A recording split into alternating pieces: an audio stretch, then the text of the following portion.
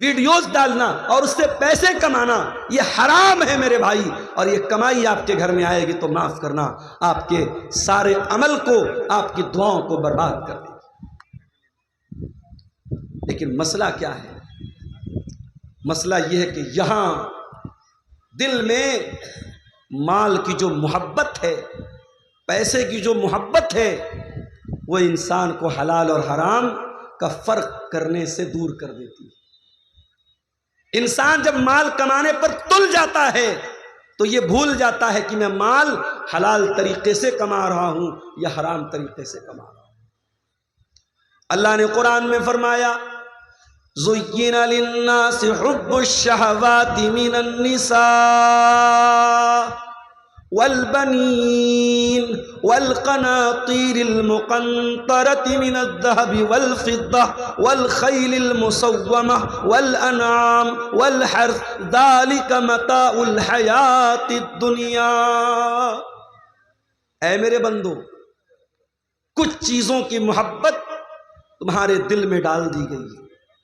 عورت کی محبت، کوئی مرد ہے، کوئی آدمی ہے، پرفیکٹ آدمی ہے، اس کے سینے میں آدمی کا دل دھڑک رہا ہے اور وہ کہے کہ صاحب مجھے عورتوں میں انٹرسٹ نہیں ہے، جھوٹ بول رہا ہے وہ، جھوٹ بول رہا ہے وہ۔ اللہ کہہ رہا ہے کہ ہم نے انسان کے دل میں ڈالا ہے عورت کی محبت۔ والبنین، اولاد کی محبت، شادی ہو گئی، بیٹا پیدا ہوا آپ کے گھر میں، اب آپ یہ کہیں کہ صاحب مجھے بیٹے کی محبت نہیں ہے، مجھے بیٹے کی چاہت نہیں ہے، یہ نہیں ہو سکتا۔ عورت کی محبت، اولاد کی محبت اللہ نے آپ کے دل میں نیچورلی، پراکرتک روپ سے، قدرتی طور پر، نیچورل طور پر اللہ نے آپ کے دل میں ڈالی ہے۔ وَالْقَنَاطِيرِ الْمُقَنطَرَةِ مِنَ الذَّهَبِ وَالْفِضَّةِ، اور سونا چاندی کی محبت بھی انسان کے دل میں ڈالی گئی ہے، اور ہماری ماں بہنوں کے دل میں تھوڑی زیادہ ڈالی گئی ہے۔ عورت کو سونا لا کے دے دو، ہائے ہائے ہائے خوش ہو جائے گی۔ جتنی بھی ناراض ہو، سونے کا ایک جھمکا لا کے دے دو، سونے کی ایئر رنگ لا کے دے دو، سونے کی ناک کی نتھیا لا کے دے دو، ہائے ہائے میرا شوہر تو سب سے اچھا شوہر۔ قرآن کہہ رہا ہے عورت زیورات میں پلتی ہے، زیورات میں بڑی ہوتی ہے، عورت کو سونے چاندی سے بڑی محبت ہے۔ اس کے بعد فرمایا وَالْخَيْلِ الْمُسَوَّمَةِ، اور میرے بندو تمہارے دل میں گھوڑے کی محبت بھی ڈال دی گئی ہے، ایسے گھوڑے جو بہت عمدہ گھوڑے ہوں، بہت اچھے گھوڑے ہوں۔ کسی زمانے میں گھوڑے کی سواری ہوتی تھی، آج کے زمانے میں کار کی سواری ہے، بائک کی سواری ہے۔ آج 4 پیسہ انسان کے پاس ہوتا ہے، پہلے سوچتا ہے کار خرید لوں، بائک کی طاقت ہے بائک خرید لوں، اور بائک خرید نہیں سکتا تو شادی کر لیتا ہوں، جہیز میں تو مل ہی جائے گی کہ نہیں ملے گی۔ غریب گھر میں بھی شادی کرے گا تو 1.5-2 لاکھ کی بائک تو مل ہی جائے گی۔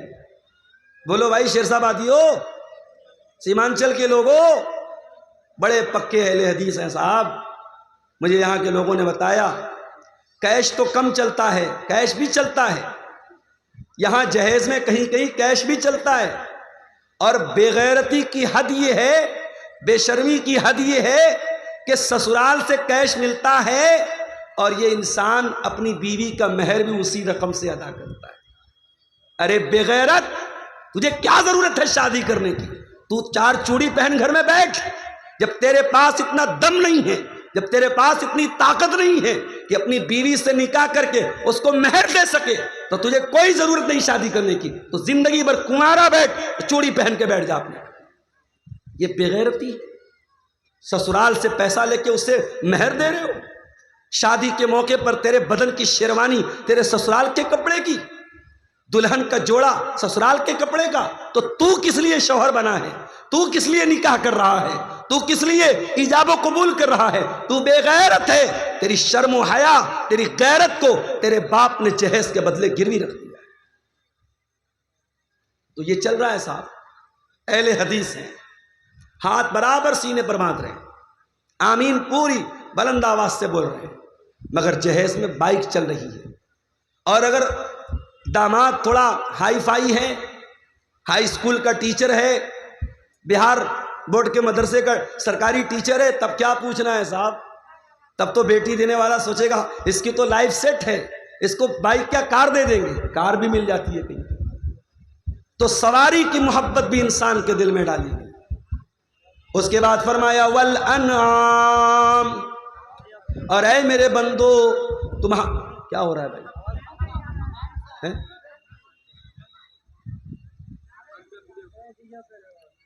تمہارے دل کے اندر چوپایوں کی محبت بھی ڈال دی گئی ہے۔ جو لوگ گائے بیل بکری پالتے ہیں نا، ان کو اپنے جانور کی بڑی محبت ہوتی ہے، جانور کی بڑی محبت ہوتی ہے۔ اعظم خان کی بھینس غائب ہو گئی، اتر پردیش کے اندر پولیس پیچھے لگی کہ صاحب اعظم خان کی بھینس غائب ہو گئی، حالانکہ کتنی قیمتی بھینس ہے بھائی، لیکن اس بھینس کو تلاش کرنے کے لیے جب اکھلیش کی سرکار تھی یو پی میں، تو پولیس تلاش کرتی تھی کہ صاحب اعظم خان صاحب کی بھینس مل رہی۔ چوپائے کی محبت، گائے بیل بکری بکرا جو انسان پالتا ہے، اس کی محبت انسان کے دل میں ڈالی گئی۔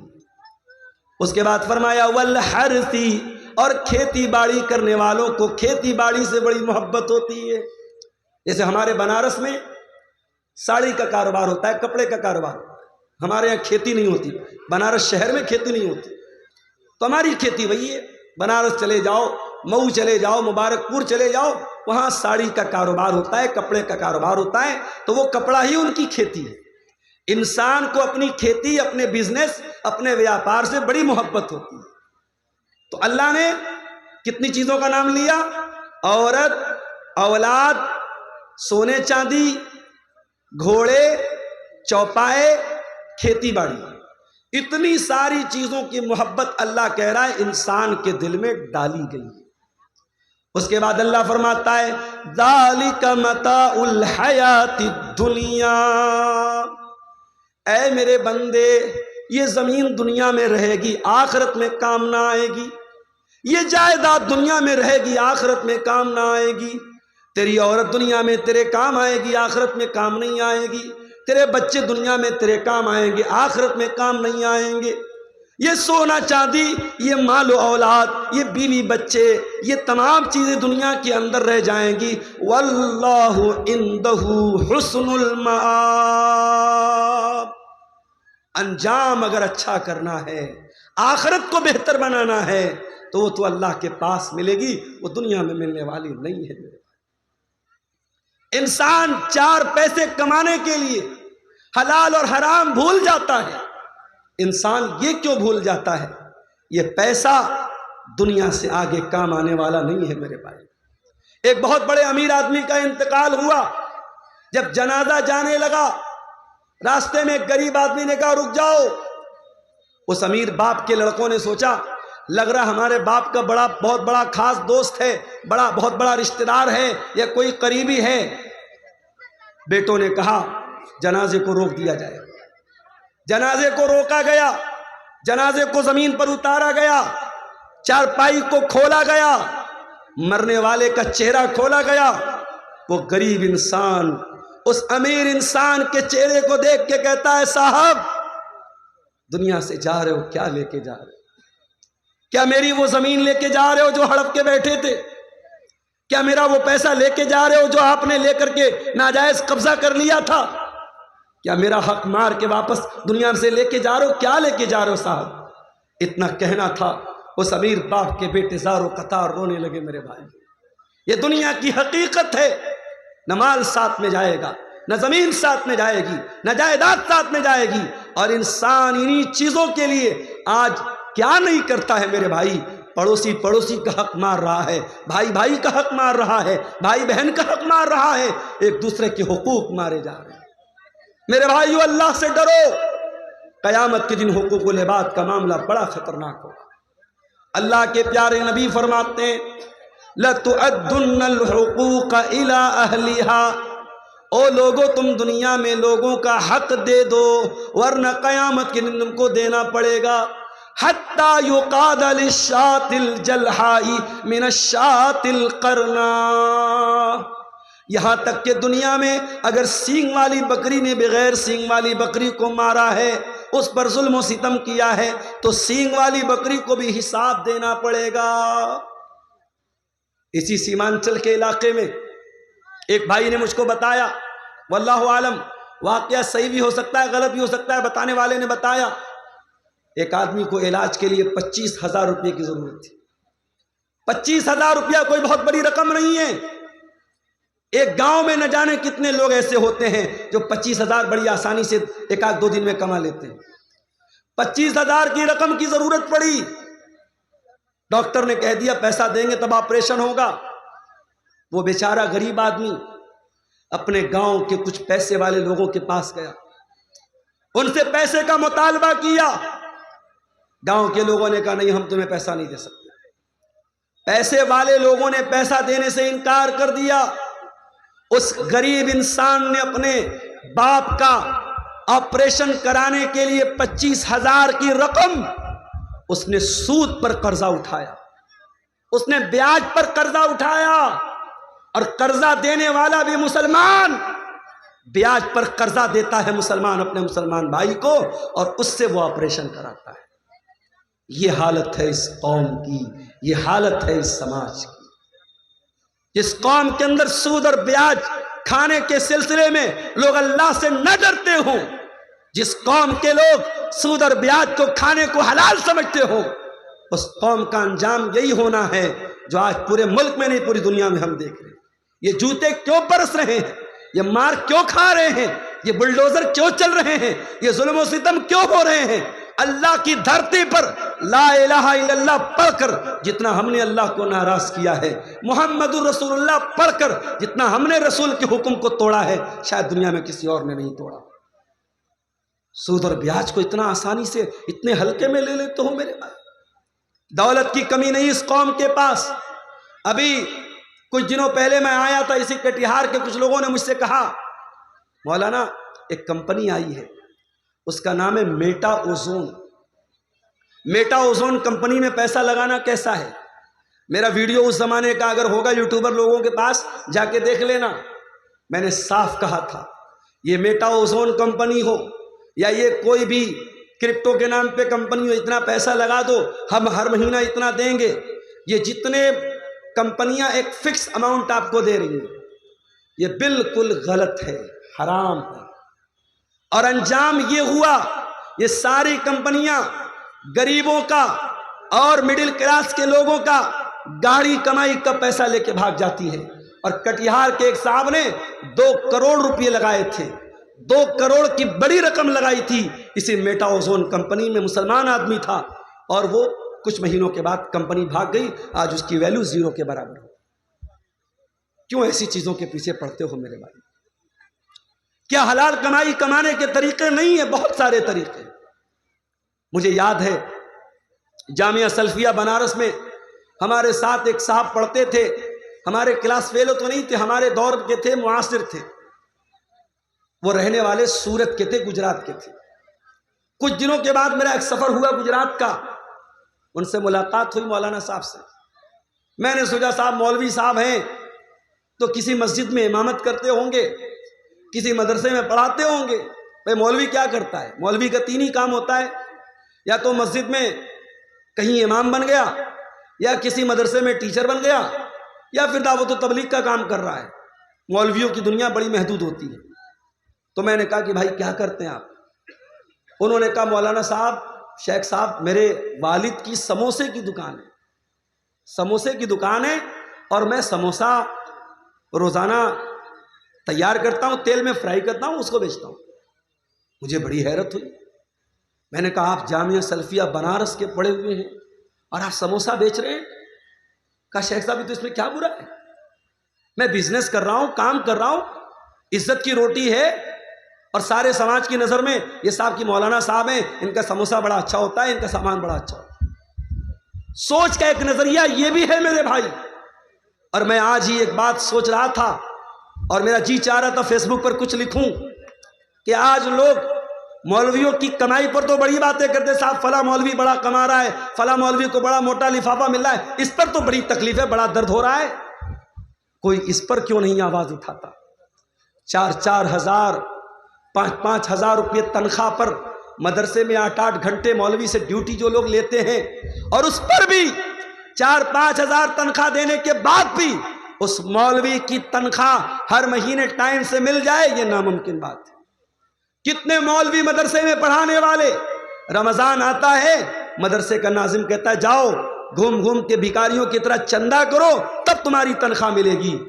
میرے بھائی، اس بے غیرتی کی زندگی گزارنے سے بہتر ہے کہ تم جاؤ اور فٹ پاتھ پہ کوئی سامان بیچنا شروع کر دو، کسی چیز کی تجارت شروع کر دو۔ یہ غلامی کی زندگی، یہ ناظم کے آگے ہاتھ پھیلانا، یہ پرنسپل کے آگے ہاتھ پھیلانا، یہ مسلیان کے آگے ہاتھ پھیلانا، یہ لوگوں کی بھیک پر گزارا کرنا ختم کر دو۔ میں مولویوں سے کہنا چاہوں گا، لاک ڈاؤن نے یہ سبق دے دیا کہ مولوی قوم، دنیا میں جتنا استحصال اس قوم کا ہوتا ہے اتنا کسی کا نہیں ہوتا ہے۔ میرے بھائی، آج ایک صفائی کرنے والا، ایک سڑک پہ جھاڑو دینے والا، اس کی بھی تنخواہ کم سے کم 20,000 روپے ہوتی ہے۔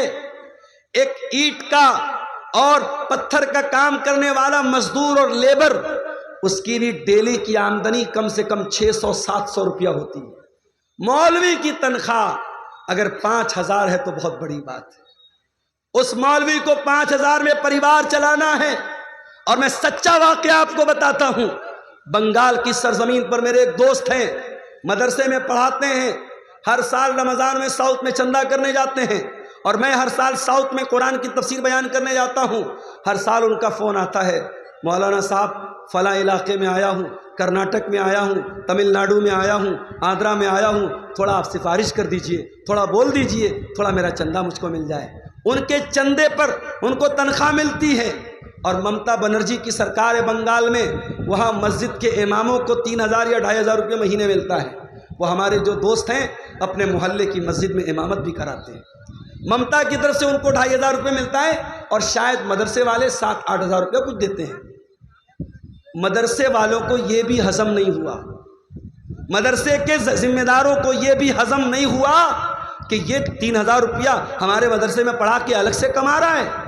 انہوں نے پابندی لگا دی کہ صاحب مدرسے کے جتنے ٹیچر ہیں صبح سے دوپہر تک پڑھانا ہے، پھر دوپہر سے رات تک ہاسٹل کی نگرانی کرنا ہے۔ آلریڈی 3 ٹیچر نگرانی کر رہے تھے، مگر مدرسے کے حرام خور ذمہ داروں نے اور ڈکٹیٹروں نے اور نمرود کی اولادوں نے اس مولوی کو ملنے والے یہ چند ہزار روپے جو مہینے کے تھے، ان کے پیٹ میں درد شروع ہو گیا، اور انہوں نے کہا نہیں، ہاسٹل کی 24 گھنٹہ نگرانی کرنی پڑے گی۔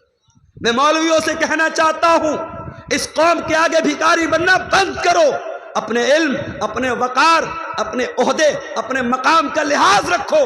اس قوم نے بہت خون چوسا ہے تمہارا، اور آج وہ لوگ جو عالم نہیں ہیں، جو غیر علماء ہیں، چاہے وہ انجینئر علی مرزا ہو، چاہے ڈاکٹر اسرار احمد ہو، یا کوئی اور ہو، ان لوگوں نے ایک مائنڈ سیٹ کیا بنایا، ایک سوچ کیا بنائی کہ مولویوں کی ضرورت کیا ہے؟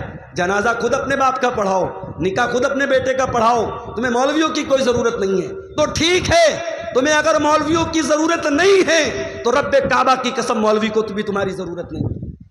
اگر یہ مولوی واقعی میں خوددار اور باعزت ہو جائے، اپنے پیروں پہ کھڑا ہو جائے۔ ہم نے لاک ڈاؤن میں دیکھا کتنے مولوی جو مدرسے کے ٹیچر تھے، جو مسجدوں کے امام تھے، بڑی معمولی تنخواہوں پر گزارا کرتے تھے، لاک ڈاؤن لگ گیا، ساری دنیا ٹھپ پڑ گئی۔ مدرسے کے ذمہ داروں نے کہہ دیا صاحب ہمارے پاس تنخواہ نہیں ہے، مسجد کی کمیٹی نے کہہ دیا ہمارے پاس تنخواہ نہیں ہے۔ ارے پرائیویٹ کمپنیوں نے بھی اپنے ملازم کو آدھی تنخواہ دی تھی، مگر ان مدرسوں کے ذمہ داروں نے، ان مسجد کی کمیٹی والوں نے یہ بھی نہیں سوچا کہ یہ عالم کہاں جائے گا، یہ مولوی صاحب کہاں جائیں گے، لاک ڈاؤن لگا ہوا ہے، ان کے بیوی بچے کیا کھائیں گے۔ کتنے مولویوں نے بیچاروں نے قرضے لے کے زندگی گزاری ہے، لوگوں سے مدد مانگ کے گزارا کیا ہے۔ لاک ڈاؤن نے سکھا دیا کہ آتم نربھر بننا پڑے گا، سیلف ڈیپینڈ بننا پڑے گا۔ اور میں کئی علماء کو جانتا ہوں لاک ڈاؤن کے بعد جنہوں نے تجارت کو اپنایا ہے، جنہوں نے بزنس کو اپنایا ہے۔ میرے عزیزوں، جو قوم اپنے علماء کو بندھوا مزدور بنا کے رکھتی ہے، مسجد کے امام کو فیملی کوارٹر تک دینا نہیں چاہتی ہے، مدرسے کے ٹیچر کو پریوار کے ساتھ رہنے کی اجازت نہیں دیتی ہے، اس کے بعد ہم کہتے ہیں صاحب مدرسے کے ٹیچر نے یہ حرکت کر دی، مسجد کے امام نے یہ حرکت کر دی۔ کھلے عام الفاظ میں سن لو، ان فتنوں کو دعوت ہم نے دی ہے، ان فتنوں کو دعوت ہم نے دی ہے۔ وہ مولوی شادی شدہ ہو کر بیوی سے 6 مہینے دور رہتا ہے، وہ مدرسے کا مدرس، وہ مسجد کا امام 6 مہینے اپنی بیوی سے، اپنے بچوں سے دور رہتا ہے، کون اس کا ذمہ دار ہے؟ اس کی بیوی اپنے شوہر کے رہنے کے باوجود بیوہ کی زندگی بسر کر رہی ہے، اس کے بچے اپنے باپ کے رہنے کے باوجود یتیم کی زندگی بسر کر رہے ہیں۔ اگر اس مولوی کی شہوت میں اگر ابال آیا، اس نے غلط قدم اٹھایا، وہ مولوی یقیناً گنہگار ہوگا، وہ عالم یقیناً گنہگار ہوگا، مگر گنہگار تو یہ سماج بھی ہوگا، گنہگار تو ہم اور آپ بھی ہوں گے کہ ہمارے پاس اپنے بچوں کے ساتھ تو رہنے کے لیے انتظام ہے، اپنے علماء کے لیے فیملی کوارٹر کا انتظام نہیں کرتے۔ میرے بھائیوں، اگر مسجد کے امام کے لیے فیملی کوارٹر کا انتظام نہیں کرتے تو معاف کرو، ہٹا دو امام کو، خود ہی نماز پڑھو اور پڑھاؤ، مت رکھو امام کو آپ۔ فتنوں کو دعوت مت دو میرے عزیزوں، یہ دور فتنوں کا دور ہے، اور اس دور کا بہت بڑا فتنہ مال کا فتنہ ہے۔ اللہ کے پیارے نبی نے فرمایا لِكُلِّ أُمَّةٍ فِتْنَةٌ وَفِتْنَةُ أُمَّتِي الْمَالِ، ہر امت کا ایک فتنہ ہوگا، اور میری امت کا فتنہ کیا ہوگا؟ مال ہوگا۔ اور اللہ کے نبی نے یہ بھی فرمایا یاتی علی الناس زمان لا یبالی المرء من این اخذ المال امن حلال ام من حرام، لوگوں پر ایک زمانہ ایسا بھی آنے والا ہے، مال کمانے والا اس بات کی پرواہ نہیں کرے گا کہ مال کہاں سے کما رہا ہے، حلال طریقے سے کما رہا ہے یا حرام طریقے سے کما رہا ہے۔ حلال کے بہت سارے طریقے ہیں میرے بھائی۔ اگر آپ کے پاس پیسہ ہے، آپ کے پاس ٹائم نہیں ہے، شریعت نے ایک طریقہ رکھا ہے مزاربت کا۔ مزاربت کس کا مطلب کیا ہوتا ہے؟ پیسہ میرا رہے گا، ٹائم کسی اور کا لگے گا، انرجی کسی اور کی لگے گی۔ میں نے 1 لاکھ روپیہ کسی کو دے دیا کہ بھائی 1 لاکھ روپیہ لے لو اور اس سے بزنس کرو، اور بزنس میں جو پروفٹ ہوگا آدھا تم لے لینا، آدھا ہم لے لیں گے، لیکن لاس ہوگا تو لاس کا ذمہ دار میں رہوں گا، تم نہیں رہو گے، اور جو بھی منافع ہوگا پرسنٹیج طے کیا جائے، پیسہ طے نہ کیا جائے۔ اگر پیسہ طے کریں گے تو غلط ہو جائے گا۔ اگر کوئی یہ طے کر لے کہ میں 1 لاکھ روپیہ دے رہا ہوں اور ہر مہینے تم ہم کو 1000 دو گے تو یہ غلط ہو جائے گا۔ ہاں، ہر مہینے جو بھی پروفٹ ہوگا 50% تم لے لو، 50 میں لے لیتا ہوں، 60 تم لے لو، 40 میں لے لیتا ہوں۔ پرسنٹیج طے کر سکتے ہیں، پیسہ طے نہیں کر سکتے۔ اور پروفٹ میں دونوں شیئر ہوں گے، لیکن لاس میں صرف پیسہ لگانے والا شیئر کرے گا، اور جو محنت کر رہا ہے وہ لاس میں شریک نہیں ہوگا۔ یہ بھی قاعدہ ہے شریعت کا، قانون ہے شریعت کا۔ اگر اس قاعدے کی روشنی میں حلال طریقے سے ہم مزاربت کریں تو بہت پیسہ کما سکتے ہیں، مگر مسئلہ یہ ہے آج انسان اخلاقی طور پر اتنا گر چکا ہے کہ اگر مزاربت کے لیے میں نے کسی کو پیسہ دیا 1 لاکھ روپیہ تو وہ کبھی نہیں شو کرے گا کہ پروفٹ ہو رہا ہے، وہ کہے گا مولوی صاحب لاس ہو رہا ہے۔ ایک انسان دوسرے انسان پر بھروسہ کرنے کو تیار نہیں ہے، کیونکہ اخلاق اتنا گر چکا ہے میرے بھائیوں، انسان دھوکہ دینے میں، فراڈ کرنے میں دیر نہیں کرتا ہے۔ مسلمان یہ بھول گیا، اس کے نبی کا فرمان ہے من غشنا فلیس منا، جو دھوکہ دھڑی کرے، جو فراڈ کرے، جو اپنے مسلمان بھائی کے ساتھ غلط طریقے سے ویوہار کرے، وہ ہم میں سے نہیں ہے۔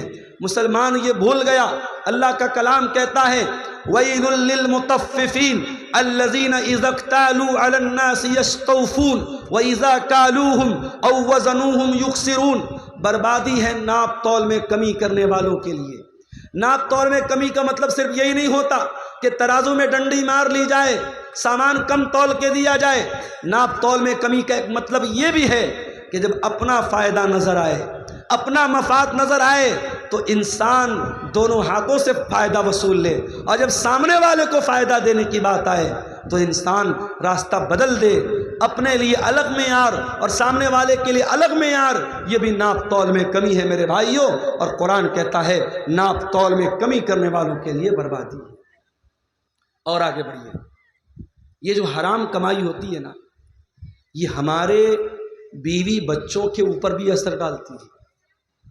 اگر آپ کے گھر میں حرام کمائی آئی ہے، یقین کر لو میرے بھائی، آپ کی بیوی سے آپ کے رشتے پر بھی اثر پڑے گا، بچے نافرمان ہو جائیں گے، ماں باپ کی صحت گر جائے گی، گھر کا سکون ختم ہو جائے گا۔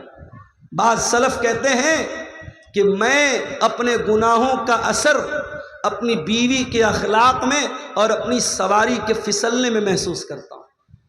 جب میں کوئی گناہ کرتا ہوں تو اپنی سواری کے پھسلنے میں اور اپنی بیوی کے اخلاق میں اس کا اثر محسوس کرتا ہوں۔ حرام کمائی گھر میں آئے گی میرے بھائی، آپ کی ذات پر، آپ کے بچوں پر، آپ کے پریوار پر اس کا اثر پڑے گا۔ آپ کو تو یہ لگ رہا ہے کہ لاکھ روپے پر میں نے 10,000 روپیہ بیاج کما لیا، مگر میرے رب کا کلام کیا کہتا ہے؟ یمحق اللہ الربا ویربی الصدقات، اللہ سود اور بیاج کو مٹاتا ہے، اللہ سود اور بیاج کی برکت کو ختم کرتا ہے، اللہ صدقہ خیرات کو بڑھاتا ہے۔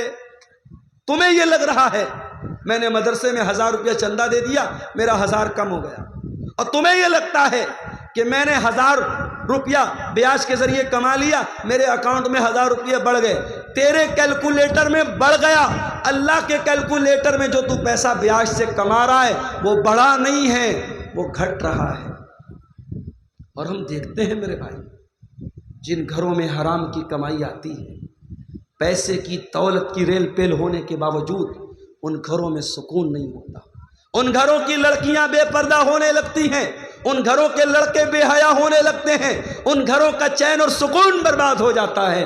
بنارس کے ساڑی کے کاروبار میں ہم نے دیکھا، ایک زمانہ تھا جب ہاتھ سے لوگ کرگے پر، مشین نہیں تھی اس زمانے میں، ہاتھ کی کرگے ہوتی تھی اور اس پر لوگ ساڑی تیار کرتے تھے، اور رات میں مشین نہیں چلتی تھی، رات میں کام نہیں ہوتا تھا، صبح فجر کے بعد لوگ بیٹھتے تھے اور شام تک کام کرتے تھے، اور ایک آدمی گھر میں کماتا تھا، پورا گھر آرام سے کھاتا تھا۔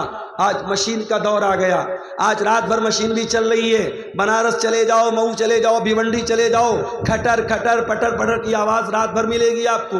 محنت 24 گھنٹہ ہو رہی ہے، باپ بھی محنت کر رہا، بیٹا بھی محنت کر رہا، سارے بھائی بھی محنت کر رہے، برکت ختم ہو گئی میرے بھائی، برکت ختم ہو گئی۔ کمانے والے ہاتھ بڑھ گئے مگر گھر کے اندر کمائی میں کوئی برکت نہیں۔ ایسا کیوں ہے؟ کیونکہ اب حلال و حرام کی کوئی تمیز نہیں ہے، اب پیسہ آنا چاہیے، حلال طریقے سے آئے چاہے حرام طریقے سے آئے۔ میرے بھائیوں یاد رکھو، یہ سود اور بیاج کا پیسہ اگر آپ کے گھر میں آیا ہے، ایک بہت شکل عام ہو رہی ہے سود اور بیاج کی، جس کو ہمارے یہاں گروپ لون بولتے ہیں۔ گروپ لون کی شکل بہار اور جھارکھنڈ میں بڑی تیزی سے رائج ہوئی ہے، اور بڑے افسوس کی بات یہ ہے کہ یہ لون صرف عورت کو دیا جا رہا ہے، عورتوں کو اکٹھا کر کے ان سے سائن کروایا جاتا ہے، بینک کا کرمچاری آتا ہے، ہر ہفتے عورتوں سے پیسہ لیتا ہے، بڑی آسانی سے 25,000 50,000 کا اماؤنٹ مل جاتا ہے۔ ارے اللہ کے بندو، اللہ کے بندو، اللہ سے ڈرو۔ تمہارے سماج میں لاکھوں کی تعداد میں ایسے لوگ ہیں، اگر چاہیں ایک کوآپریٹو تنظیم بنا لیں، ایک کوآپریٹو بینکنگ سسٹم بنا لیں، اور بغیر بیاج کے یہ چھوٹی چھوٹی رقم بھروسے مند آدمی کو تحقیق کرنے کے بعد، جس کو کوئی بزنس اسٹارٹ کرنا ہو، کوئی کام اسٹارٹ کرنا ہو، یہ 25-50 ہزار کی رقم دے کے کام اسٹارٹ کر دیں۔ شریعت کہتی ہے آپ لوگوں کا کام شروع کرا دو، لوگوں کو بھیک مانگنے پر اور لوگوں کو سود کھانے پر مجبور مت کرو۔ آج سود اور بیاج، بڑی معمولی رقم پر سود اور بیاج کھایا جا رہا ہے، اور گھر کی عورتوں کو اس میں انوالو کیا جا رہا ہے۔ حرام کمائی کی ایک شکل اور بھی ہے، اور وہ کیا ہے؟ کسی دوسرے کی زمین پر ناجائز قبضہ کر لینا۔ اتر پردیش میں ایک بہت بڑے باہوبلی تھے، اب اس دنیا میں نہیں ہیں، میں نام نہیں لوں گا، اگر آپ عقل مند ہوں گے، سمجھدار ہوں گے تو سمجھ جائیں گے۔ آج لوگ کہتے ہیں صاحب مسلمان تھے، بڑا ظلم ہوا، مگر ان کا ٹریک ریکارڈ جب اٹھا کے دیکھو، ان کا جب اتہاس اٹھا کے دیکھو تو معلوم یہ ہوا کہ ان کا کام کیا تھا؟ جس زمین پر ہاتھ رکھ دیا وہ زمین ان کے باپ کی ہو گئی، زمین ان کے باپ کی ہو گئی، زمین مسلمان کی ہو غیر مسلم کی ہو، جہاں پہ وہ صاحب آ گئے، چلو ہٹو بھائی فلاں کے آدمی ہیں، زمین چھوڑ دو، زمین چھوڑ دو۔ جس کھیت پہ ہاتھ رکھ دیا وہ کھیت ان کے باپ کا، جس زمین پہ ہاتھ رکھ دی وہ زمین ان کے باپ کی۔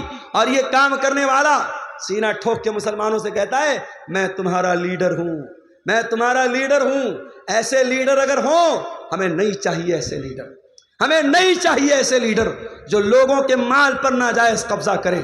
معاف کرنا میرے بھائیوں، اللہ کے پیارے نبی کی حدیث ہے من غیر منار الارض لعن اللہ من غیر منار الارض، جو لوگوں کی زمین اور جائیداد کی جو بارڈر ہے، جو نشان ہے، اس کو مٹا دے اور زمین و جائیداد پر ناجائز قبضہ کر لے، اللہ کے نبی نے فرمایا اس انسان پر اللہ کی لعنت ہو۔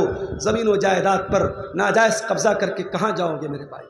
اگر ایک بالشت، یہ جو ہمارے پنجے کا جو ناپ ہے نا، اس کو اردو میں بالشت بولتے ہیں، پتہ نہیں آپ کے شیر آبادی بھاشا میں کیا بولتے ہیں، ہمارے بنارس میں اس کو بتا بولتے ہیں، بتا، یہاں بھی بتا بولتے ہیں۔ ایک بتا زمین اگر آپ نے کسی کی ناجائز قبضہ کر لی، حدیث کے الفاظ کیا ہیں؟ تُفِّقَ مِن سَبْعِ أَرْضِينَ يَوْمَ الْقِيَامَةِ، قیامت کے دن ایک بتا زمین ناجائز ہڑپنے والا 7 زمینوں کا طوق اس کی گردن میں ڈالا جائے گا۔ اللہ اکبر!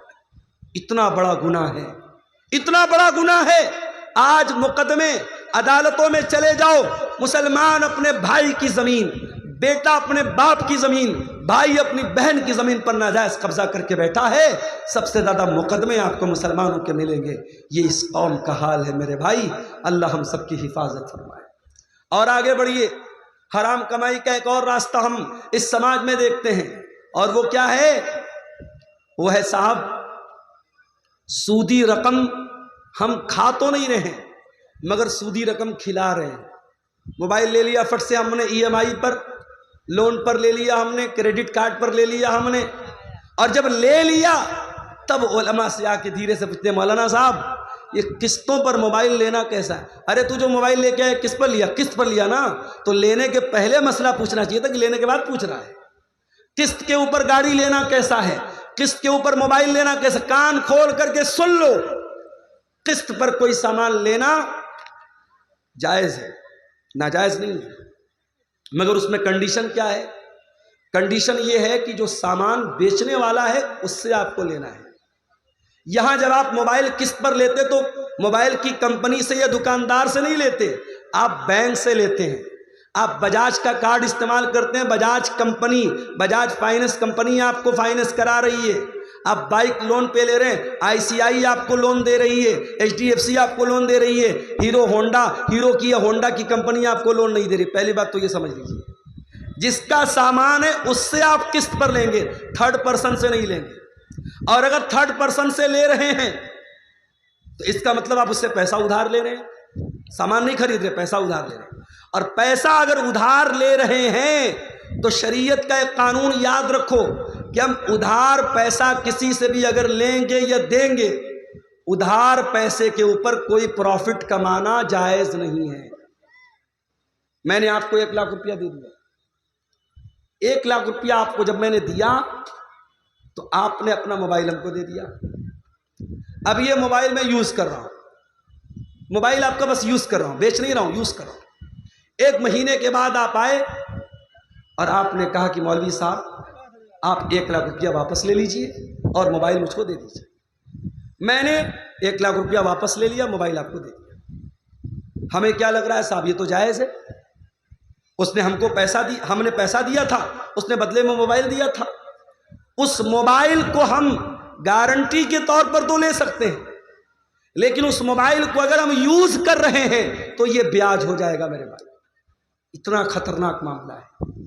شریعت کہتی ہے کہ آپ کسی کو قرضہ دے رہے ہیں تو قرضہ احسان کرنے کے لیے ہوتا ہے، قرضہ کمانے کے لیے۔ کمانا ہے تو بزنس کرو، پارٹنرشپ کرو۔ اگر کسی کو ادھار دے رہے ہو، ادھار پر 1 پیسہ 1 روپیہ بھی منافع نہیں کما سکتے۔ ہاں میں نے آپ کو 1 لاکھ روپیہ دیا، کچھ طے نہیں کیا میں نے، آپ جب پیسہ مجھ کو دینے آئے آپ نے اپنی خوشی سے کہا مولانا صاحب آپ میرے کام آئے تھے، آپ نے میرے بڑے موقع سے میری مدد کی تھی، میں اپنی خوشی سے یہ 1 کلو مٹھائی لے کے آیا ہوں، 1 کلو مٹھائی لے کے آیا ہوں۔ وہ دیوالی والی مٹھائی نہیں ہونی چاہیے، وہ الگ سے خریدا ہوں۔ 1 کلو مٹھائی لے کے آئے بغیر مانگے تو یہ بیاج میں نہیں شامل ہوگی، بلکہ یہ اللہ کے رسول کا طریقہ تھا کہ جب آپ کسی سے قرض لیتے تھے تو واپسی کے ٹائم کچھ بڑھا کے دے دیتے تھے۔ یہ بڑھا کے دینا یہ انسانیت کا اور حسن اخلاق کا تقاضا ہے، یہ بیاج نہیں ہے۔ لیکن ادھار میں کوئی قسم کا پروفٹ پہلے سے طے کر لینا اور وہ پروفٹ دینا یا لینا یہ حرام ہے۔ اور آپ جب فائننس پر موبائل لیتے ہیں تو 2%، 3%، 4%، 12% کچھ نہ کچھ آپ اس میں بیاج دیتے ہیں، اور کچھ نہیں دیتے۔ تو کم سے کم اگر ای ایم آئی آپ نے ٹائم سے پیمنٹ نہیں کیا، مہینے کی 1 تاریخ کو ای ایم آئی کا ٹائم آیا، آپ نے پیمنٹ نہیں کیا، تو پہلی بات تو موبائل بند ہو جائے گا، موبائل کا سسٹم ہے وہ لاک رہتا ہے، موبائل فوراً بند ہو جائے گا۔ اور اس کے بعد 2 دن بعد آپ جب پیمنٹ کریں گے، اگر ہر مہینے 2000 دے رہے تو 100 روپیہ بڑھا کے دینا پڑے گا۔ یہ جو بڑھا کے آپ دے رہے ہیں یہ کیا ہے؟ یہی سود ہے، یہی بیاج ہے، اور ایک موبائل کے لیے آپ بیاج دے رہے ہیں۔ اللہ کے پیارے نبی فرماتے ہیں لعن اللہ آکل الربا وموکلہ وکاتبہ وشاہدیہ۔ آپ نے فرمایا سود کھانے والا، سود کھلانے والا، سود لکھنے والا، سود کی گواہی دینے والا، سب پر اللہ کی لعنت، اور آپ نے فرمایا سب برابر ہیں، ہم سوا، سب برابر ہیں۔ یہ سود اتنا بڑا گناہ ہے، یہ بیاج اتنا بڑا گناہ ہے۔ اللہ کے نبی فرماتے ہیں، مستدرک الحاکم کی حسن درجے کی روایت ہے، الربا 73 بابا، کہ سود کے 70 سے زیادہ دروازے ہیں، سود کے 70 سے زیادہ درجے ہیں۔ ایسرھا ان ینکح الرجل امہ، اور اس میں سب سے ہلکا درجہ یہ ہے انسان اپنی سگی ماں کے ساتھ زنا کرے، اپنی سگی ماں کے ساتھ زنا کرے۔ کون تصور نہیں کر سکتا انسان اپنی سگی ماں کے ساتھ زنا؟ تو بڑی دور کی بات ہے، اس کو غلط نظر سے دیکھ بھی نہیں سکتا انسان۔ سود اور بیاج کھانا اپنی سگی ماں کے ساتھ زنا کرنے سے بڑا پاپ ہے میرے بھائی، اور یہ پاپ آج کا مسلمان دھڑلے سے کر رہا ہے، روزہ نماز کر کے کر رہا ہے، ماتھے پر سجدے کا نشان لگا کے کر رہا ہے، چہرے پر داڑھی رکھ کے کر رہا ہے۔ خبردار میرے بھائی، اس سود اور بیاج سے باز آ جاؤ، باز آ جاؤ، اس حرام کمائی سے اپنے گھروں کو، اپنے دامن کو بچا لو۔ اور آگے بڑھیے میرے بھائیوں، صحابہ کرام کو دیکھیے۔ حضرت ابو بکر صدیق، ان کا ایک غلام تھا، وہ ایک مرتبہ کھانے کی کوئی چیز لاتا ہے، حضرت ابو بکر صدیق کو دیتا ہے، حضرت ابو بکر منہ میں ڈال لیتے ہیں۔ وہ کہتا ہے ابو بکر کیا آپ کو معلوم ہے یہ مٹھائی جو میں نے آپ کو کھلائی ہے یہ کیسی تھی؟ میں دور جاہلیت میں لوگوں کی قسمت کا حال بتایا کرتا تھا، اور آج مجھے وہی اسی دور کا ایک آدمی مل گیا، اس کا کام کبھی میں نے کیا تھا، اور اسی دور کے تحفے کے طور پر یہ مٹھائی اس نے دی تھی جو میں نے لا کے آپ کو دے دی اور آپ نے کھا لی۔ حضرت ابو بکر کو جیسے ہی اندازہ ہوا کہ یہ کمائی حرام کی ہے، انہوں نے فوراً اپنے منہ میں ہاتھ ڈالا اور اس مٹھائی کو، اس میٹھی چیز کو اپنے حلق کے نیچے اترنے نہ دیا، الٹی کر کے قے کر کے باہر نکال دیا۔ یہ صحابہ کرام تھے۔ اور یہی نہیں، ہمارے پیارے نبی صلی اللہ علیہ وسلم اپنے گھر والوں کو بھی حلال و حرام کی بڑی سختی سے تعلیم دیتے تھے۔ آپ کے نواسے حضرت حسن رضی اللہ تعالیٰ عنہ 5 سال کے بچے ہیں اور مسجد کے اندر کھیل رہے تھے، کھیلتے کھیلتے مسجد کے اندر صدقہ کی کھجوریں آ کے رکھی ہیں، صدقہ کی کھجور آ کے رکھی ہے۔ حضرت حسن نے کھجور اٹھائی اور کھجور اٹھا کے منہ میں ڈال لی۔ 5 سال کے بچے کو کیا پتا کہ کھجور کیسی ہے؟ اس کو کھجور نظر آئی، اس نے اٹھائی منہ میں ڈال لی۔ نبی کی نظر پڑ گئی، نبی کی نظر پڑ گئی۔ نبی چاہتے تو اپنے بچے کے، اپنے نواسے کے ہاتھ سے چھین لیتے، اس کے منہ میں سے نکال لیتے، مگر نبی نے تربیت کیا کی میرے بھائیوں؟ اللہ کے پیارے نبی نے اپنے 5 سال کے نواسے سے فرمایا کک کک، بیٹا تھوک دے، بیٹا منہ سے نکال دے۔ اما شعورتا انا لا ناکل صدقہ، اے میرے بچے کیا تو نہیں جانتا کہ ہم صدقہ نہیں کھاتے؟ میرے بچے یہ صدقہ کی کھجور ہے اور تو نبی کا نواسا ہے، تو نبی کے اہل بیت میں سے، کیا تجھے معلوم نہیں کہ تیرے نبی کے اوپر اور نبی کے اہل بیت کے اوپر صدقہ حرام ہے؟ صدقہ حرام ہے، نبی کے اہل بیت پر صدقہ حرام ہے۔ یہ تعلیم دی ہے جناب محمد رسول اللہ صلی اللہ علیہ وسلم نے اپنے 5 سال کے نواسے۔ یہ احتیاط تھی میرے بھائی۔ بنارس میں مجھے بہت اچھی طریقے سے یاد ہے، ایک زمانہ تھا، یہ جو کپڑا ہوتا نا کپڑا، کچھ کپڑے ایسے بنتے تھے بنارس میں جس پر مور بنا رہتا تھا۔ مور بنا ہے یا چڑیا بنی ہے یا بندر بنا ہے یا کوئی بھی تصویر بنی ہے۔ علماء کا فتویٰ تھا کہ کپڑے پر اگر فیگر بنا ہے، اس فیگر والے کپڑے کی کمائی صحیح نہیں ہے۔ اور بنارس میں ساڑی کا کاروبار کرنے والوں کو بڑا بڑا آفر ملتا تھا، بڑی بڑی رقم ملتی تھی کہ اگر تم تصویر والا کپڑا تیار کرو گے ہم تمہیں پیسہ زیادہ دیں گے، تمہاری ساڑی مہنگی بکے گی، مگر احتیاط ہوتی تھی، لوگ نہیں تیار کرتے تھے۔ اور اگر کسی کے بارے میں پتہ چل جاتا تھا کہ وہ انسان اپنے ساڑی کے اوپر، اپنے کپڑے کے اوپر امیج بنا کر کے بیچ رہا ہے، لوگ اس کے گھر دعوت نہیں کھاتے تھے، لوگ اس کے گھر کھانا نہیں کھاتے تھے۔ یہ احتیاط بنارس میں میں نے اپنی آنکھوں سے دیکھی تھی۔ مگر آج کیا ہو رہا ہے؟ آج وہ احتیاط ختم ہو گئی میرے بھائی، آج احتیاط کا دور ختم۔ آج بنارس میں ہزاروں لوگ ساڑی پر تصویر والی ساڑی بنوا رہے ہیں، بیچ رہے ہیں، کاروبار کر رہے ہیں، اور کوئی فرق نہیں پڑ رہا ہے، پیسہ کما رہے ہیں، دبا کے پیسہ کما رہے ہیں۔ یاد رکھو میرے بھائیوں، پیسہ تو یہیں رہ جائے گا، زمین تو یہیں رہ جائے گی، جائیداد تو یہیں رہ جائے گی، اور ہم مر کر کے اللہ کے پاس جائیں گے، اور اللہ پوچھے گا میرے بندے تیرے سامنے حلال کے بہت سارے راستے تھے، تو نے حرام کیوں اپنایا، تو نے غلط کیوں اپنایا؟ اس لیے کہ قیامت کے دن 5 سوالوں کا جواب دیے بغیر عبد الغفار کو بھی فرصت نہیں ہے، شیخ وسیم مدنی کو بھی فرصت نہیں ہے، ہمارے علماء کو بھی فرصت نہیں ہے، آپ کو بھی مہلت نہیں ہے۔ 5 سوالوں کا جواب تو سب کو دینا ہے۔ کیا سوال ہوگا؟ لا تزول قدم ابن آدم من عند ربه یوم القیامہ، قیامت کے دن انسان اپنی جگہ سے ہل نہیں پائے گا جب تک 5 سوالوں کا جواب نہیں دے دے گا۔ نمبر 1، ان عمرہ فیما افنا، تو نے اپنی زندگی کو کہاں گزارا تھا؟ نمبر 2، وعن شبابہ فیما بلا، تو نے اپنی جوانی کو کہاں گزارا تھا؟ تیسرا سوال، وعن مالہ من این اکتسبہ، تو نے مال کہاں سے کمایا تھا؟ چوتھا سوال، وفیما انفقہ، تو نے مال کہاں پر خرچ کیا تھا؟ اور 5واں سوال، وماذا عمل فیما علم، تو نے جو علم حاصل کیا تھا اس علم کے اوپر تو نے عمل کتنا کیا تھا؟ یہ 5 سوال کا جواب سب کو دینا ہے۔ کہاں سے پیسہ کمایا؟ حلال طریقے سے کمایا کہ حرام طریقے سے کمایا؟ اور خبردار، مسجد میں لوگ جاتے ہیں نا، بڑا احترام کرتے ہیں مسجد کا۔ مسجد کا سامان کوئی جلدی چوری نہیں کرتا۔ کیوں صاحب؟ مسجد کا سامان ہے، مسجد کا سامان کوئی بہت گھٹیا آدمی ہوتا ہے وہی چوری کرتا ہے۔ ایک عام مسلمان مسجد کا بہت احترام کرتا ہے۔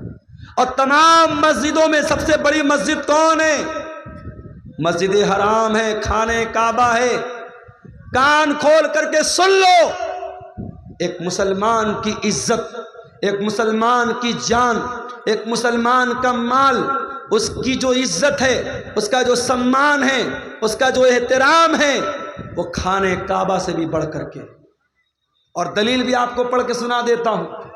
نبی نے آخری حج کیا، حجۃ الوداع کا موقع ہے، نبی نے پہلا اور آخری حج کیا ہے، بقرہ عید کا دن ہے، یوم النحر ہے، اللہ کے پیارے نبی مینا کے اندر ہیں، اپنے صحابہ سے کہتے ہیں ایو یوم ھذا، آج کا دن کون سا دن ہے؟ صحابہ کہتے ہیں اللہ اور اس کے رسول زیادہ بہتر جانتے ہیں۔ آپ نے فرمایا کیا آج یوم النحر نہیں ہے؟ کیا آج بقرہ عید کا دن نہیں ہے؟ پھر آپ نے پوچھا کہ مہینہ کون سا ہے؟ صحابہ نے کہا اللہ اور اس کے رسول زیادہ بہتر جانتے ہیں۔ آپ نے فرمایا کیا یہ ذی الحجہ کا مہینہ نہیں ہے؟ پھر آپ نے پوچھا یہ کون سا شہر ہے؟ صحابہ نے کہا اللہ اور اس کے رسول زیادہ بہتر جانتے ہیں۔ آپ نے فرمایا کیا یہ شہر مکہ نہیں ہے؟ اس کے بعد آپ نے فرمایا او لوگو ان دماءکم واموالکم واعراضکم حرام علیکم کحرمت یومکم ھذا فی بلدکم ھذا فی شہرکم ھذا۔ او لوگو، تمہاری مال، تمہارا مال، تمہاری جان اور تمہاری عزت و آبرو ایک دوسرے کے لیے حرام ہے، ایک دوسرے کے لیے حرام ہے۔ جیسے آج کا یہ دن حرام ہے، جیسے یہ مہینہ حرام ہے، جیسے یہ شہر مکہ حرام ہے، جیسے مکہ کا احترام کرتے ہو، جیسے ذی الحجہ کا احترام کرتے ہو، جیسے آج کے دن کا احترام کرتے ہو، ایک مسلمان اپنے بھائی کی جان اور مال کا احترام کرے۔ میرے عزیزوں، صحابہ کرام بڑی احتیاط کرتے تھے۔ حضرت سعد بن ابی وقاص صحابی رسول ہیں، ان کے بارے میں مشہور تھا کہ وہ مستجاب الدعوات تھے۔ سعد بن ابی وقاص جب دعا کرتے تھے ان کی دعا جلدی قبول ہو جاتی تھی۔ کسی نے پوچھا کہ اے سعد بن ابی وقاص، کیا بات ہے، آپ کون سا ایسا عمل کرتے ہیں کہ آپ کی دعا بہت جلدی قبول ہو جاتی ہے؟ تو حضرت سعد بن ابی وقاص نے کیا جواب دیا؟ کہا کہ اے لوگو، میں جب کھانا کھاتا ہوں تو مجھے معلوم ہوتا ہے کہ میں وہ کھانا کون سی کمائی کا کھا رہا ہوں۔ میں جب بھی کوئی لقمہ اٹھا کر کے اپنے منہ میں ڈالتا ہوں، جب تک یقین نہ ہو جائے، جب تک کنفرمیشن نہ ہو جائے، جب تک یہ متعین نہ ہو جائے کہ میں حلال کمائی کا اور پاکیزہ کمائی کا لقمہ کھا رہا ہوں، تب تک وہ لقمہ اپنے حلق کے نیچے نہیں اتارتا ہوں۔ ایک بہت بڑے اہل حدیث عالم کا واقعہ سیرت نگاروں نے لکھا ہے، غالباً اگر میری یادداشت دھوکہ نہیں کھا رہی ہے، غالباً یہ مولانا عبداللہ غازی پوری کا واقعہ ہے۔ عبداللہ غازی پوری رحمت اللہ علیہ بہت بڑے اہل حدیث عالم تھے۔ ان کو کہیں سفر پہ جانا تھا، ٹرین کا ٹائم ہو گیا، اسٹیشن پر پہنچے، اتنا ٹائم نہیں تھا کہ ٹکٹ خرید سکتے اور سامنے ٹرین چھوٹ رہی تھی، اور اس زمانے میں اتنی ٹرینیں نہیں تھی کہ چلو ایک ٹرین چھوٹ گئی تو دوسری پکڑ لیں گے۔ مولانا عبداللہ غازی پوری صاحب نے جلدی سے ٹرین پکڑی، ٹرین پر سوار ہو گئے، مگر دل ہی دل میں یہ احساس ہو رہا تھا میں نے ٹکٹ نہیں خریدا ہے، یہ ریلوے کی چوری ہے، یہ سرکار کی چوری ہے۔ جب مولانا عبداللہ غازی پوری کی منزل آ گئی، جب انہوں نے اپنی منزل پر وہ اتر گئے، تو جس اسٹیشن سے وہ وہاں تک آئے تھے اس اسٹیشن تک کا انہوں نے ٹکٹ خریدا، حالانکہ کوئی ٹی ٹی نہیں تھا، کوئی چیک کرنے والا نہیں تھا، کوئی ٹکٹ کو چیک کرنے والا، کوئی پکڑنے والا نہیں تھا۔ کبھی کبھی ایسا ہوتا ہے، میں بنارس سے ابھی پچھلے ہفتے کی بات ہے، ایک پروگرام تھا میرا ارریا میں، اب بنارس سے میں چلا، اتفاق سے تہوار کا دن تھا، ٹرین پہ رش بہت تھا اور پہلے سے میں نے ریزرویشن نہیں کرایا تھا۔ اب اس کے بعد جب میں ٹرین پہ لوکل ٹکٹ لے کر کے، جنرل ٹکٹ لے کے جب میں چڑھا تھا، میں نے سوچا ٹی ٹی ملے گا، اس سے بات کروں گا اور ٹکٹ کٹوا کر کے اے سی میں کہیں جگہ مل جائے گی تو اے سی بیٹھ جاؤں گا۔ اب صاحب رش اتنا تھا کہ ٹرین میں کہیں بیٹھنے کی جگہ نہیں تھی، ٹی ٹی کا دور دور تک پتہ بھی نہیں تھا۔ اب آپ کو میں بتاؤں کہ بنارس سے پٹنہ تک تقریباً 5 گھنٹے میں نے اے سی جو بوگی ہوتی ہے اس کا جو باتھ روم ہوتا ہے، باتھ روم کے پاس کھڑے ہو کر کے، بیگ میرے پیٹھ پر لدا ہوا تھا، بیگ لادے ہوئے 5 گھنٹے کھڑے ہو کر کے میں نے وہ سفر کیا۔ اس کے بعد جب بیچ میں ٹی ٹی آیا، ٹی ٹی نے کہا ملا جی کہاں جا رہے ہو؟ میں نے کہا سر پٹنہ جا رہا ہوں، کوئی سیٹ دے دیجئے، پیسہ میں دے دوں گا۔ کہا نہیں ملا جی کوئی سیٹ نہیں ہے، لیکن آپ اے سی کی بوگی کے اندر کھڑے ہیں، آپ کو فائن کٹوانا پڑے گا۔ میں نے کہا سر میں اندر کہاں کھڑا ہوں، باتھ روم کے پاس کھڑا ہو کر کے جا رہا ہوں، ٹکٹ تو ہے میرے پاس۔ کہا کہ آپ چونکہ اے سی بوگی میں چڑھے ہیں آپ کو فائن دینا پڑے گا۔ میں نے کہا جنرل میں جانے لائق حالات نہیں ہیں۔ اس نے کہا جنرل میں تو چھوڑ دو، آپ نے جنرل کا ٹکٹ لیا، آپ اے سی میں آئے ہو۔ اس نے 1000 روپیہ فائن بھی کاٹی اور 5 گھنٹے کا سفر میں نے کھڑے ہو کر کے گزارا۔ آج حالات یہ ہیں، جب رش کا ٹائم ہوتا ہے ٹکٹ جلدی نہیں ملتا ہے۔ مولانا عبداللہ غازی پوری اس دور میں وہ ٹکٹ بغیر خریدے واپس جا سکتے تھے، مگر ان کی احتیاط دیکھو میرے بھائی، ان کا تقویٰ دیکھو۔ وہ جس اسٹیشن سے آئے تھے اس اسٹیشن تک کا انہوں نے ٹکٹ خریدا اور وہی ٹکٹ خرید کر کے اس کو پھاڑ دیا۔ ان کے ساتھیوں نے پوچھا مولانا یہ کیا کیا آپ نے؟ کہا میرے بھائیو میں ریلوے کی ٹرین کا میں نے سفر کیا تھا اور میں جلدی بازی میں ٹکٹ نہیں خرید پایا تھا، میں نے جان بوجھ کر کے اس اسٹیشن کا ٹکٹ خرید کر کے پھاڑ دیا تاکہ اتنی رقم سرکار کے خزانے میں چلی جائے۔ یہ ہمارے علماء تھے، یہ ہمارے علماء تھے جو سرکار اور حکومت اور گورنمنٹ کی چوری کو بھی چوری سمجھتے تھے، اور آج مسلمان اپنے مسلمان بھائی کا سامان چوری کرنے میں بھی دریغ نہیں کرتا ہے۔ میرے عزیزوں یہ احتیاط اپنے اندر پیدا کرو۔ سلف کہا کرتے تھے اطب مطعمک تکن مستجاب الدعوات، اپنی کمائی کو حلال کر لو تمہاری دعائیں قبول ہونے لگیں گی۔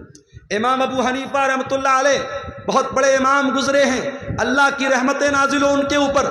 امام ابو حنیفہ رحمۃ اللہ علیہ نے ایک آدمی کو قرضہ دیا، قرضہ دے دیا اس کو، اس نے سمے پر ٹائم پر قرضہ نہیں لوٹایا، امام ابو حنیفہ رحمۃ اللہ علیہ اس آدمی کے دروازے پر گئے. گرمی کا موسم تھا، دھوپ نکلی ہوئی تھی اور امام ابو حنیفہ دروازے کے پاس کھڑے ہیں. دروازہ کھلتا ہے اور اس انسان کے مکان کے اندر ایک بہت بڑا پیڑ ہے، ایک بہت بڑا درخت ہے. وہ انسان ریکویسٹ کرتا ہے، امام صاحب آپ ٹھیک ہے پیسہ لینے آئے ہیں، قرضہ لینے آئے ہیں، لیکن امام صاحب گرمی کا موسم ہے، دھوپ بہت تیز نکلی ہے، آپ میرے دروازے کے اندر چلے آئیں اور اس پیڑ کی چھایا میں آپ آ جائیں، اس پیڑ کی چھاؤں میں آ جائیں. آپ کو گرمی لگ رہی ہے، دھوپ لگ رہی ہے، آپ اتنے بڑے عالم ہیں، ہم سے دیکھا نہیں جاتا ہے، آپ کو شوبھا نہیں دیتا ہے. امام ابو حنیفہ کہتے ہیں اے میرے بھائی، تو نے اگر مہمان کے طور پر بلایا ہوتا، میں تیرے گھر میں بھی آیا ہوتا، تیرے پیڑ کے نیچے کھڑا بھی ہوتا اور ایک گلاس پانی بھی میں نے پیا ہوتا، مگر میں مہمان بن کے نہیں آیا ہوں، میں اپنا قرضہ لینے کے لیے آیا ہوں. اور مجھے اس بات کا ڈر ہے اگر میں تیرے مکان کے اندر داخل ہو گیا اور تیرے پیڑ کی چھاؤں میں آ گیا تو یہ بھی ایک طریقے کا پروفٹ ہو جائے گا، یہ بھی ایک طریقے کا منافع ہو جائے گا. اور میں نے چونکہ تم کو قرضہ دیا ہے اور قرضے پر اگر میں نے یہ پروفٹ حاصل کر لیا، یہ منافع میں نے حاصل کر لیا، تو مجھے اس بات کا ڈر ہے کہ کہیں یہ بھی سود اور بیاج میں شامل نہ ہو جائے. اللہ اکبر! کتنا پیارا ہمارا دین ہے میرے بھائی، کتنا پیارا ہمارا دین ہے. کتنی احتیاط کرتے تھے ہمارے اسلاف کہ کسی کو پیسہ ادھار دیا ہے تو اس کے مکان کے پیڑ کی چھاؤں میں بھی جانا انہوں نے گوارا نہیں کیا. امام احمد ابن حنبل کے پاس ایک عورت آتی ہے، غور سے سننا یہ واقعہ. امام احمد ابن حنبل کے پاس ایک عورت آتی ہے. اے امام احمد ابن حنبل، ایک مسئلہ پوچھنے آپ کے پاس آئی. کیا مسئلہ ہے؟ اے امام اہل سنت، اے امام احمد ابن حنبل، مسئلہ یہ ہے کہ میں کپڑا تیار کرتی ہوں، کپڑا بنتی ہوں، اور میں دن میں بھی کام کرتی ہوں، رات میں بھی کام کرتی ہوں. دن میں سورج کی روشنی میں کام کرتی ہوں، رات کو میں چراغ جلا کر کے چراغ کی روشنی میں کام کرتی ہوں. اے امام احمد ابن حنبل، جب کپڑا تیار ہو جاتا ہے تو کپڑے کی کوالٹی میں کچھ کپڑا جو سورج کی روشنی میں تیار ہوتا ہے اس کی کوالٹی تھوڑی الگ ہوتی ہے، اور جو کپڑا چراغ کی روشنی میں تیار ہوتا ہے اس کی کوالٹی میں تھوڑا فرق ہوتا ہے. اے امام احمد ابن حنبل، میں مسئلہ پوچھنے آئی ہوں، جب میں یہ کپڑا مارکیٹ میں بیچنے جاؤں گی، جب میں اس کپڑے کو بازار میں بیچنے جاؤں گی تو کیا مجھے یہ کلیئر کرنا پڑے گا، کیا مجھ کو یہ بتانا پڑے گا کہ اس کپڑے کا کون سا حصہ میں نے سورج کی روشنی میں تیار کیا ہے اور کون سا کپڑا میں نے رات کے چراغ کی روشنی میں تیار کیا ہے؟ امام احمد ابن حنبل حیران ہو گئے. کہا کہ اے میری بہن، مسئلہ میں بعد میں بتاؤں گا، پہلے میں یہ جاننا چاہتا ہوں، اتنی اللہ والی، اتنی تقوی والی تو عورت ہے کون جو آ کر کے یہ مسئلہ پوچھ رہی ہے کہ کپڑا اگر سورج کی روشنی میں تیار ہوا ہے اور چراغ کی روشنی میں تیار ہوا ہے تو کیا کسٹمر کو یہ بتانا پڑے گا کہ کون سا کپڑا سورج کی روشنی میں تیار ہوا ہے اور کون سا کپڑا چراغ کی روشنی میں تیار ہوا ہے؟ اے میری بہن، میں جاننا چاہتا ہوں تیرا گھرانہ کون سا ہے، تیرا خاندان کون سا ہے، تو کون سے خاندان سے تعلق رکھتی ہے؟ اس عورت نے کہا اے امام احمد ابن حنبل، میں امام بشر الحافی کی بہن ہوں. اس دور کے ایک بہت بڑے امام تھے، امام بشر الحافی، میں ان کی بہن ہوں. حضرت امام احمد ابن حنبل نے کہا واللہ میں نے بہت تعریف سنی تھی بشر الحافی کی، آج دیکھ لیا کہ ان کے گھرانے کے اندر کتنی دینداری ہے، کتنا تقوی ہے، کتنا اللہ کا ڈر ہے، کتنی احتیاط ہے کہ آج ان کی بہن آ کر کے مجھ سے مسئلہ پوچھ رہی ہے. میرے پیارے ساتھیوں، احتیاط اس کو کہتے ہیں، حلال و حرام کی چنتا اس کو کہتے ہیں. آج تو ہمارا مزاج یہ بن چکا ہے بس پیسہ آنا چاہیے چاہے جیسے آ جائے، اور یہی وجہ ہے آج رشتوں کی برکت میرے پیارے ساتھیوں ختم ہو چکی. آج جب لڑکی دیکھنے کے لیے جب لڑکے کی ماں جاتی ہے تو کیا دیکھتی ہے؟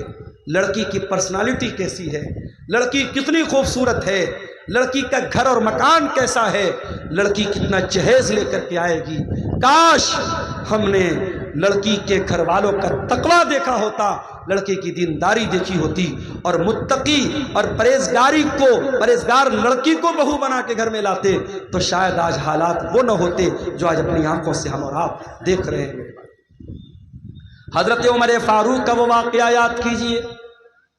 حضرت عمر فاروق اپنے دور میں گشت پر نکلے، ایک مکان کے پاس سے گزرتے، ایک لڑکی کی آواز آ رہی ہے۔ لڑکی کی ماں اپنی لڑکی سے کہہ رہی ہے، بیٹی دودھ میں اٹھ کر کے پانی ملا دے، صبح ہم دودھ کا کاروبار کرنے جائیں گے، دودھ بیچنے جائیں گے، رات بہت ہو چکی ہے، تو جلدی سے دودھ میں پانی ملا دے۔ لڑکی کہتی ہے، اے امی جان، کیا آپ کو پتہ نہیں ہے امیر المومنین کا آرڈر آیا ہے، حضرت عمر کا حکم آیا ہے، دودھ میں پانی ملانا جرم ہے، دودھ میں پانی ملانا اپرادھ ہے، ہمیں مارکیٹ میں شدھ دودھ بیچنا ہے، ہمیں پیور دودھ بیچنا ہے، ہمیں خالص دودھ بیچنا ہے، ہمیں دودھ میں کوئی ملاوٹ نہیں کرنی ہے۔ ماں نے کہا، بیٹی یہاں کون سا عمر ہم کو دیکھ رہا ہے، یا کون سا عمر دیکھ رہا ہے، رات کا سناٹا ہے، رات کا ٹائم ہے، اندھیرا ہے، اے میری بچی تو جا کے دودھ میں پانی ملا دے، عمر کو پتہ بھی نہیں ہوگا کہ ہم کیا کریں۔ بیٹی نے کہا، میری پیاری امی جان ٹھیک ہے، حضرت عمر فاروق ہم کو نہیں دیکھ پا رہے ہیں، ان کو پتہ بھی نہ چلے گا، فَإِنَّ رَبَّ عُمَرَ يَرَانَا، اگر عمر ہم کو نہیں دیکھ رہے ہیں، اے امی جان عمر کا رب تو ہم کو دیکھ رہا ہے۔ اے میری پیاری ماں، امیر المومنین نہیں دیکھ پا رہے ہیں، لیکن رب العالمین تو دیکھ رہا ہے، اللہ تو دیکھ رہا ہے، اللہ کو کیا جواب دیں گے؟ میری پیاری ماں تو اس سوال کا جواب دے دے، میں دودھ میں پانی ملانے کے لیے تیار ہو جاؤں گی۔ جب بیٹی نے یہ جواب دیا، ماں خاموش ہو گئی، ماں خاموش ہو گئی۔ میرے بھائیوں، تربیت کرو تو ایسی کرو کہ آپ کے بچے جہاں آپ سے غلطی ہو، آپ کے بچے آپ کا سدھار کر دیں، آپ کی اصلاح کر دیں۔ بیٹی نے جب یہ جملہ کہا ہے، ماں خاموش ہو گئی۔ حضرت عمر فاروق نے مکان کا نمبر نوٹ کر لیا، مکان کی نشانی نوٹ کر لی، گھر آئے، صبح کو سارے بچوں کو اکٹھا کیا، کہا ہے میرے پیارے بچوں، کل جب میں رات میں گشت پر نکلا تھا، میں ایک لڑکی کے مکان کے پاس سے گزرا تھا، میں نے لڑکی کی اور اس کی ماں کی بات چیت کو سنا ہے۔ میرے بچوں، میں نہیں جانتا وہ لڑکی کتنی خوبصورت ہے، میں نہیں جانتا وہ لڑکی کون سے خاندان سے اس کا تعلق ہے، میں نہیں جانتا اس کا حسب و نسب کیسا ہے، اس کا خاندان کیسا ہے، لیکن میں اتنا جانتا ہوں وہ لڑکی بہت اللہ والی ہے، بہت اللہ سے ڈرنے والی ہے، بہت تقوی والی ہے، اور میں اس لڑکی کو اپنے گھر کی بہو بنانا چاہتا ہوں۔ اب تم بتاؤ، تم میں سے کون اس سے نکاح کرے گا؟ اللہ اکبر۔ لڑکی کی شکل بھی نہیں دیکھا ہے، لڑکی کا خاندان بھی نہیں دیکھا ہے، لڑکی کا دین دیکھا ہے، اور حضرت عمر بہو بنانے کو تیار ہیں۔ اور بیٹے بھی ایسے ہیں، ایک بیٹا آگے بڑھتا ہے، اس کا نام عاصم تھا، عاصم بن عمر۔ اس نے کہا، ابا جان میں شادی کر لوں گا اس لڑکی کے ساتھ، آپ میرا نکاح کرا دیجئے۔ حضرت عمر نے اس لڑکی کو بہو بنایا، اور دنیا کی تاریخ نے، دنیا کی نظروں نے دیکھا، اسی لڑکی کی نسل سے آگے چل کر کے ایک انسان پیدا ہوتا ہے جس کو دنیا عمر بن عبدالعزیز کے نام سے جانتی ہے، جس کو دنیا عمر ثانی کے نام سے جانتی ہے۔ میرے پیارے ساتھیوں، جب مائیں متقی ہوں گی، جب مائیں دیندار ہوں گی، جب باپ دیندار ہوں گے، تو پھر ان سے پیدا ہونے والی اولاد کے بارے میں آپ امید کر سکتے ہیں کہ وہ بھی دیندار ہوگی۔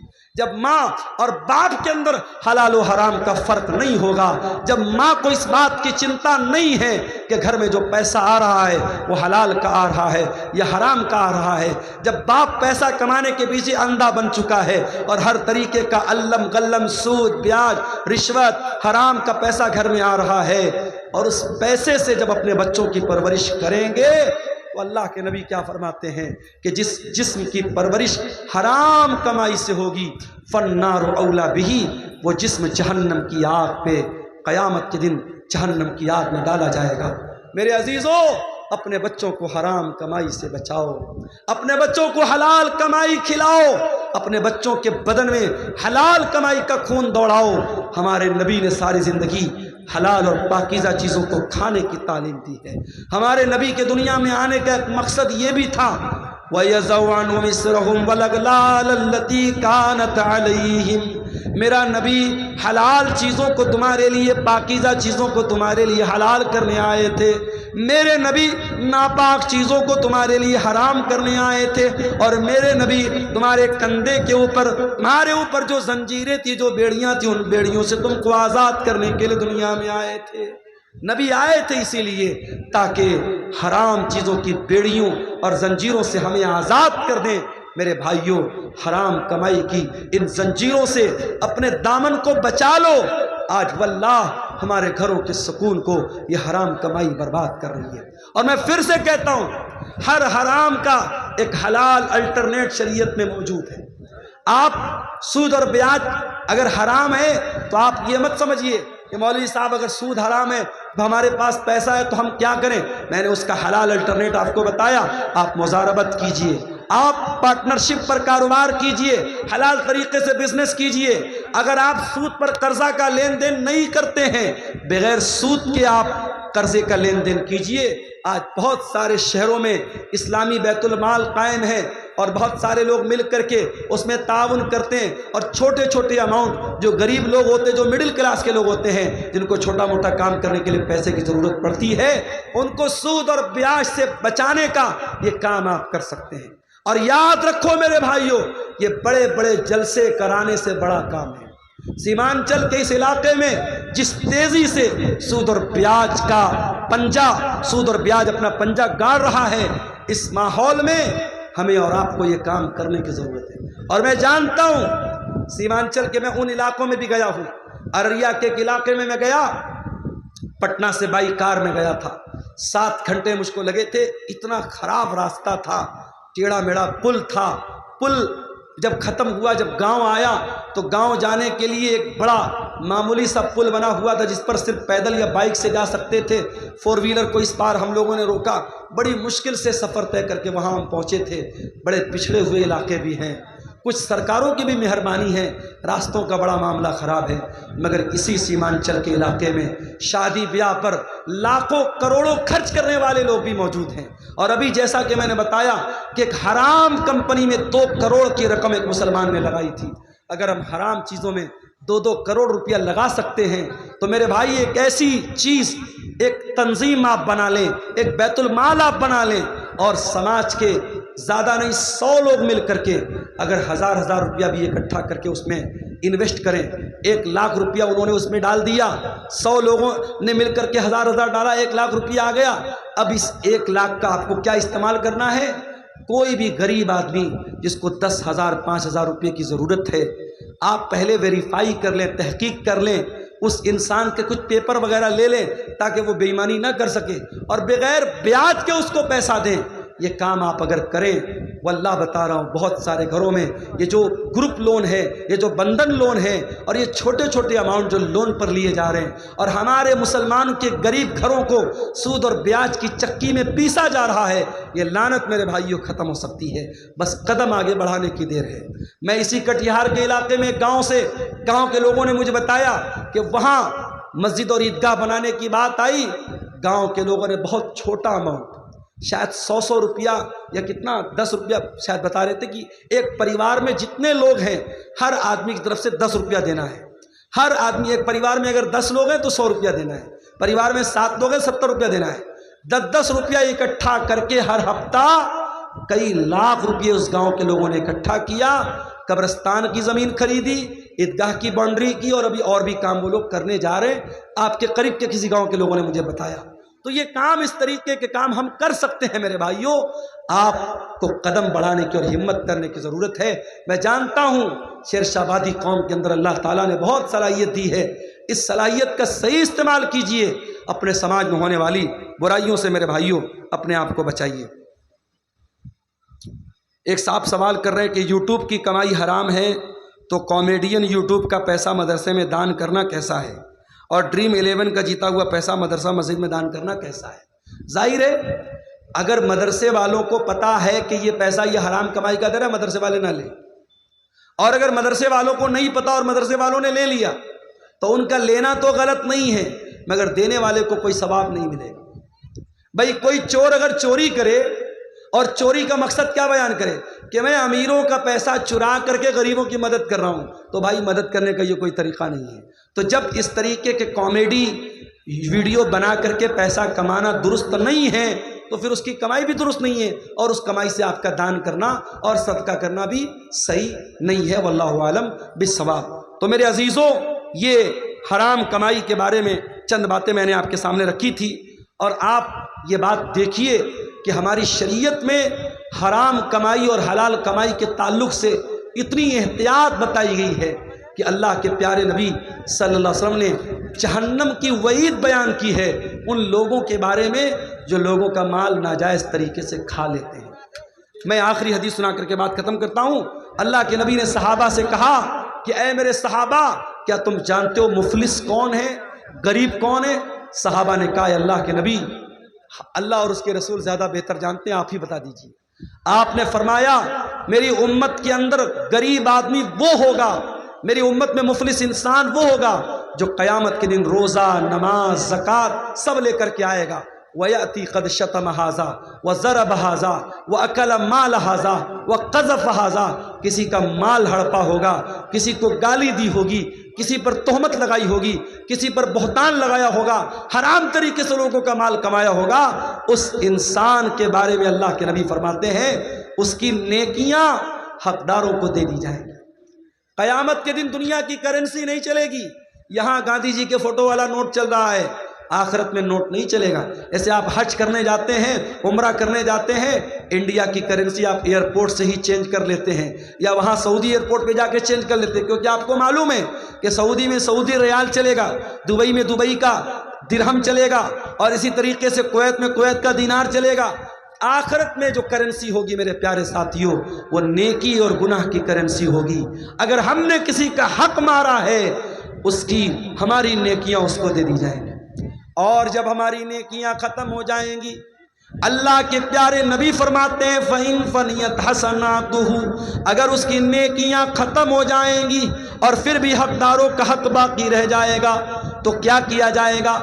پھر ان لوگوں کے گناہ اس کے اوپر لا دے جائیں گے جن کا حق اس نے مارا ہے، جن کی زمین کو اس نے ہڑپا ہے، جن کو گالی دی ہے، جن کو برا بھلا کہا ہے، جن پر طعن و تشنیع کی ہے، ان کے گناہ اس کے اوپر لا دے جائیں گے۔ اور وہ انسان جو دنیا سے نیکی کا پہاڑ لے کے آیا تھا، اب گناہوں کے بوجھ کے نیچے دبا ہوگا، اور ثم طرح فی النار، پھر اس کو جہنم کے اندر پھینک دیا جائے گا اور ڈال دیا جائے گا۔ اس لیے میرے عزیزوں، حرام کمائی سے اپنے دامن کو بچا لو۔ میں پھر سے وہی آیت پڑھ رہا ہوں جو خطبہ مسنونہ کے بعد میں نے پڑھی تھی، یا ایھا الذین آمنوا کلوا مما فی الارض حلالا طیبا، اے ایمان والو، زمین میں جو حلال چیزیں ہیں، جو پاک چیزیں ہیں، ان کو کھاؤ اور اللہ کا شکر ادا کرو اگر تم اللہ کی عبادت کرتے ہو۔ حلال و حرام کمائی کے تعلق سے یہ چند باتیں آپ کے سامنے رکھی گئی ہیں۔ ہم رب العالمین سے دعا کرتے ہیں الہ العالمین تو ہمیں ہر قسم کی حرام کمائی سے بچنے کی توفیق عطا فرما۔ رب العالمین سود اور بیاج کی لعنت سے پورے سیمانچل کے علاقے کو تو پاک کر دے۔ اے اللہ، ہمارے وہ بھائی جن کو اللہ تو نے دولت سے نوازا ہے تو ان کو توفیق دے کہ وہ اپنے غریب بھائیوں کی ایسی مدد کریں کہ ان کو سود اور بیاج کا سہارا نہ لینا پڑے۔ اے اللہ، جو لوگ کسی بھی طریقے سے حرام کمائی کی لعنت میں ملوث ہیں، اے اللہ ان کو اپنی زندگی میں توبہ کرنے کی توفیق عطا فرما، ان کو حرام کمائی سے بچنے کی توفیق عطا فرما۔ آمین۔ وآخر دعوانا ان الحمدللہ رب العالمین، والسلام علیکم ورحمۃ اللہ وبرکاتہ۔